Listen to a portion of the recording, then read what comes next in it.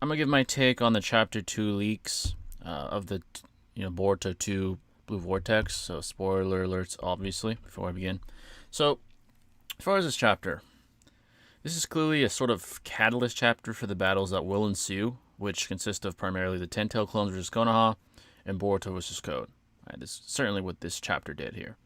So in this chapter, we get a sort of gauge of how problematic the Ten-Tail clones are to even the typical genin such as Chocho.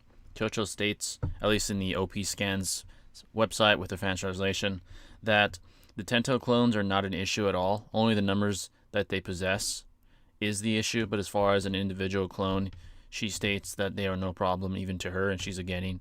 Right, so that goes to show you how powerful most of the clones are. So despite them being 10-tail clones, right, clones are the most powerful tailed beast by far, it seems that the writers are deciding to not make them too imposing.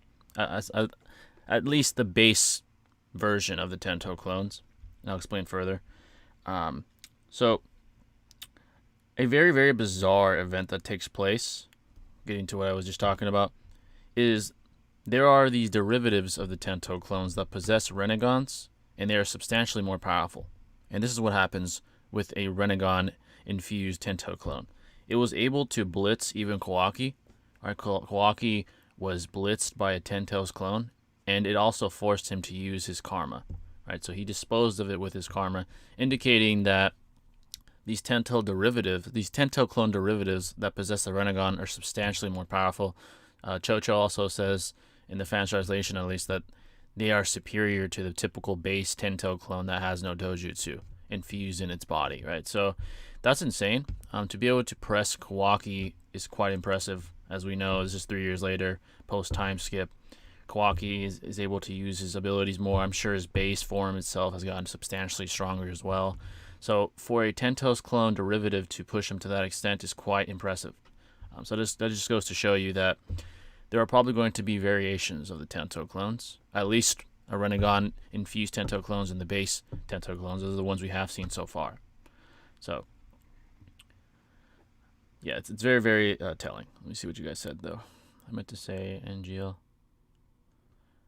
Jigen, Kaguya, infused Momoshiki versus Naruto and Sasuke. If it's not Baramo Naruto, yeah, the former side destroys Naruto and Sasuke. Jigen wouldn't even need Kaguya and Momo. They'd probably get in the way, actually. So, yeah, Jigen's way more powerful. Oh, yeah, continuing on with the leaks discussion. So, what was interesting, so this is more of a narrative moment, was Kawaki's interaction with Himawari. So, Himawari was attacked by a Tento's clone, and she was saved by Kawaki. Right? This displays Kawaki's care for Himawari and how he still has some sort of loyalty to not only just Naruto, but Naruto's family as well. Right, so we see that, which was pretty telling. But what was even more telling is when Himawari thanks him and calls him Big Bro, right? This is what she says in the fan translation, at least. He says, "Don't call me that." Right? And what that indicates to me, at least with this narrative event, is that Kawaki may hold some remorse and guilt for what is currently occurring with Boruto, right? The 3 years of suffering he probably endured and trials that he had to endure. I'm sure it seems that he has some sort of guilt and remorse for that. It seems like he doesn't want to take the mantle of Big Bro. Like he wants that to belong to Boruto. Obviously, he's not going to tell everybody the truth because he wants to eliminate the Otsutsuki, but he is still somewhat seemingly remorseful about what took place with Boruto, and even tells Himawari, "Hey, I'm not your big bro. Don't call me that." Obviously, he's not going to explain why he says that, but he just doesn't like that term because, to me at least, it indicates he has remorse and guilt for what happened with the Omnipotence Jutsu, right? And the tide's turning for him and Boruto. That was a very telling narrative moment as well for me. Perhaps it's foreshadowing what's to come, such as Kawaki maybe. $5 from Steven. I appreciate that, man. What's good? What's going on, brother? Thanks for coming in. Appreciate that. But yeah, it kind of possibly foreshadows what's to come. Do I think Kawaki's going to tell everybody the truth? No, but it seems he has some hesitations with Boruto. It does seem that way. It's very, very telling. That small event, it's only like maybe a couple pages long, is very, very telling to me at least. It indicates what possibilities may ensue in the future. So let's see what you guys have said, though. We need a Danzo one-shot. Seeing him create the foundation and all the backhanded shit he did would be so interesting. Sakumo, here's an Interarmy. Yeah, I agree. Danzo would be a good one. Sakumo is probably my number one pick, personally. I think he'd be the number one pick for a one-shot. He's extremely hyped up character, great lore, extremely mysterious. There's basically nothing on him besides his lore that Minato talked about, and Kakashi seems to very, very revere, etc. So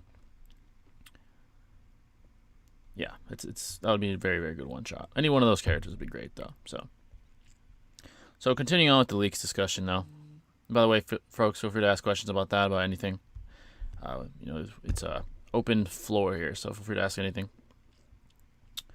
So as far as the other characters, right, we have Sarada being displayed using Chidori and Fire Style Jutsu, indicating her progression as a shinobi as well. She seamlessly used it very easily, right? When she was battling Ten-Tails clones in this new chapter, it seemed very, very effortless. Like it's natural to her to use Chidori and use Fire Style variations of Jutsu now. It's very telling on her progression as well.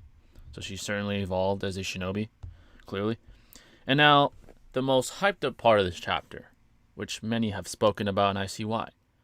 Boruto versus Code, right? So, Boruto versus Code was, in this chapter, more of a mental warfare event, right? They were talking, chipping back and forth, kind of chirping at each other, trying to establish a mental advantage over the other, right? So, this is clearly going to serve as a catalyst and hype builder for the battle that will ensue between them in the coming chapters, I'm sure. So, I enjoyed that. And what Boruto is telling Code is very, very strong rhetoric. He's telling him, "I'm gonna kill you. You should change. You should just turn back and undo what you're doing, because if you don't stop this, I'm going to eliminate you." Right? Like someone said in the chat, no limiter Code is stated to be even above Jigen.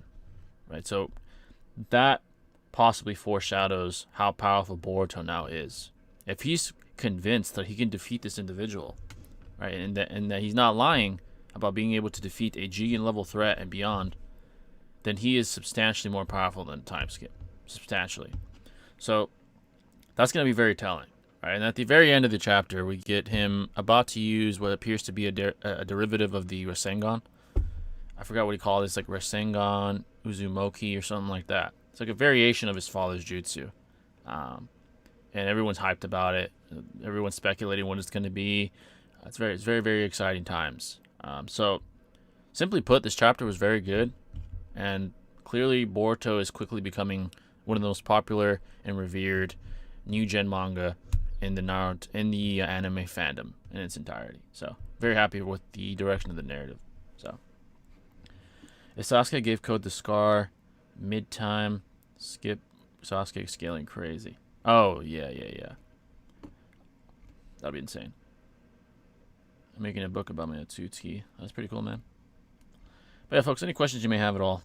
That was sort of my review on the chapter, my analysis of the chapter, and what's to come.